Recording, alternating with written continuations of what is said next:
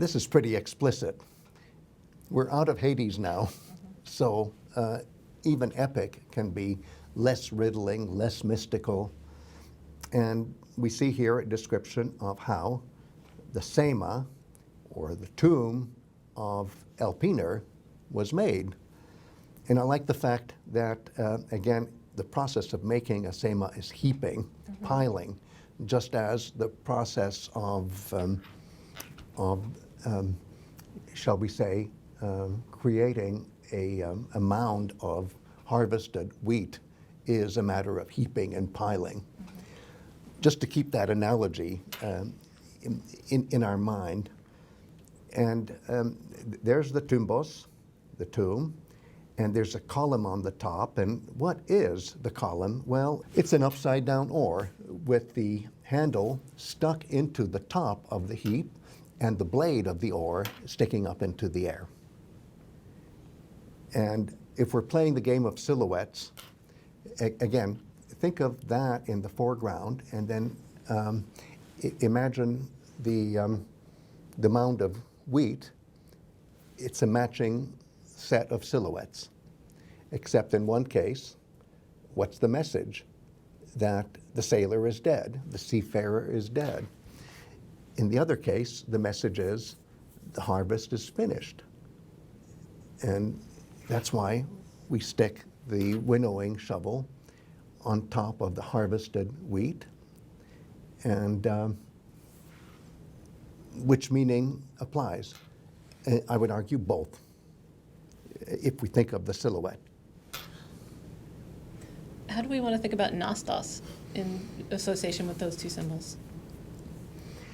Well, if you think of it as a mental process as well as a physical process, Nostos happens when everything comes together, and when something comes full circle, when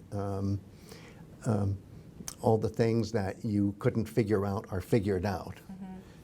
And in that sense, Nostos is noos and vice versa, which is what we know linguistically, that both Nostos and noos are derived from the idea of return to light and life, as expressed by the root verb, ness. And so I would say it is a homecoming for whoever it is who gets a sema like this. So actually, somehow I want to talk about that particular person. Greg, am I understanding it correctly that you think that this might be also an allusion, well, very opaque allusion to Odysseus' eventual tomb, right?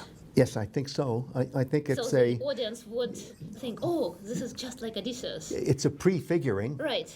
of the tomb of Odysseus. That's what I would think. Yes. So what is really interesting is that this particular person is a very, sort of his death is a very low kind of comic affair. So he just felt drunk from the roof. Yes. But what I'm actually thinking about is that we have a very nice parallel from the Iliad, where the charioteer of Hector, Cebriones, is killed by Patroklos, and it's incredibly grisly death. His eyes are falling down, and then Patroklos is mocking him and saying, oh, he fell from the chariot as if he dove for oysters. Yes. But then the same Cebriones is getting this amazing line that he is lying on the ground, huge in his hugeness, which is like Achilles.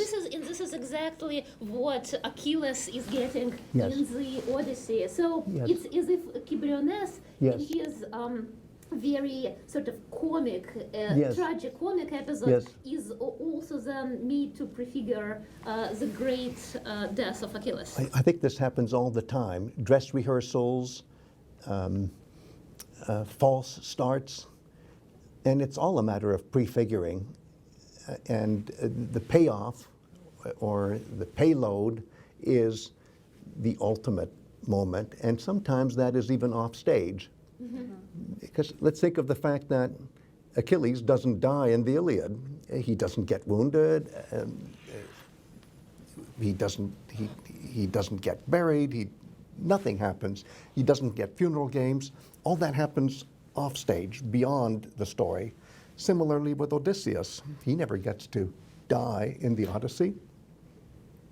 And in this case, it's harder to imagine how that happens. It's harder to imagine his tomb, harder to imagine all of these details, because he is a more complex figure. He's not monolithic like Achilles. He is, after all, polyvalent, and he's a multiform. So it's going to be really hard for us to pin him down, even in death.